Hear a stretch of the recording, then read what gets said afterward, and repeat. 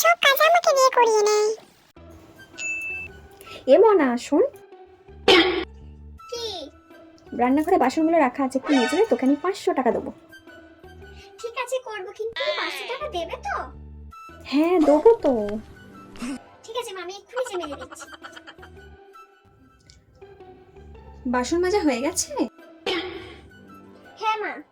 আচ্ছা ঠিক আছে, তাহলে এবার তুই ঘরটা একটুখানি ঝাড় দিয়ে দে আর বিছানা একটু গুছিয়ে দে, তোকে আমি আরো 200 টাকা দেবো।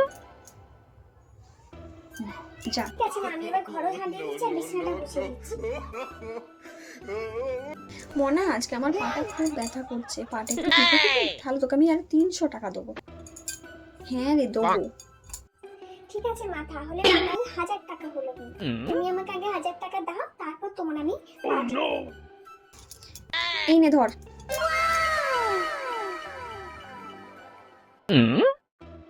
মাসি ফোন করছে, এতক্ষণ মাসি বাড়ি পৌঁছে গেছে। হ্যাঁ মাসি বলো। বাড়ি পৌঁছে গেছি রে, আর তোর মায়ের হাতে আমি 1000 টাকা তোর জন্য দিয়ে এসেছি, চকলেট কিনে খাস। তুমি আমার জন্য 1000 টাকা দিয়েছো? মাসি মাকে দিয়েছে আমাকে 1000 টাকা দেওয়ার জন্য, আর মা সেই 1000 টাকার বিনিময়ে আমাকে এতগুলো কাজ করে দিল। ভালো লাগলে চ্যানেলটাকে সাবস্ক্রাইব করে পাশে থেকো।